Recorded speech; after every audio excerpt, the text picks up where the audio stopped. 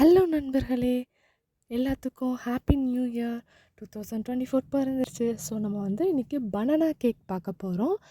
ஓகேவா? பனானா கேக்கு வந்து first 3 bananas எடுத்துக்கோங்க. நல்லா மேஷப் பண்ணிக்கோங்க. சப்போஸ் மேஷப் பண்ண முடியல அப்படின்னா மிக்சியில் கூட ஒரு இதை மட்டும் அரைச்சி எடுத்துக்கோங்க. அரைச்சா நல்லா மிக்சர் கிடச்சிரும்.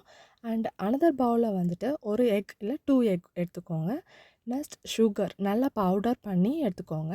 ஸோ ஒரு கப்பில் 3/4 லெவல் போதும். நம்ம நல்லா மிக்ஸ் பண்ணி எடுத்த சுகர் எடுத்துக்கோங்க.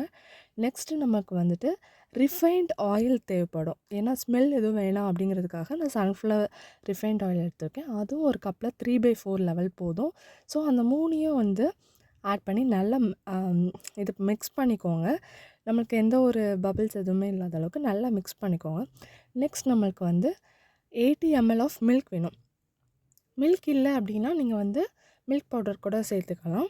நெக்ஸ்ட்டு வந்து மைதா எடுத்துக்கோங்க. மைதா வந்து ஒரு கப் ஃபுல்லாக போட்டுக்கோங்க. ஓகேவா? ஸோ அது நம்மளுக்கு வந்து திட்டு திட்டாக இருக்கக்கூடாதுங்கிறதுக்காக என்ன பண்ணியிருக்கோன்னா அரிப்பில் வச்சு லைட்டாக அரைச்சி எடுத்துக்கோங்க.